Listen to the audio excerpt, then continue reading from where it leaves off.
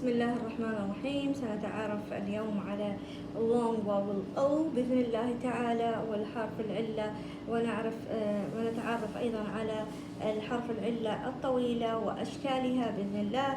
وكما عرفنا أن الحرف العلة هي من ضمن الحروف التي تنطق بنفس اسم الحرف، مثلا O، ولها عدة أشكالها، وهذا من ضمن شكلها مثلا في كلمة go O go O so O no، وأيضا في كلمة O روزي الوردي، وأيضا تأتي في كلمة الأو والإي، مثلا كلمة hope لكن آخرتها الإي لا تنطق، هنا زي كلمة broke يكسر، دوز زي كلمة الجرعة.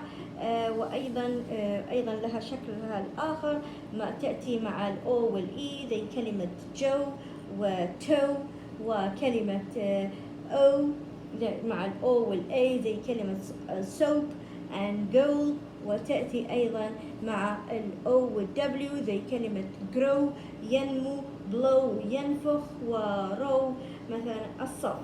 والسلام عليكم ورحمة الله وبركاته.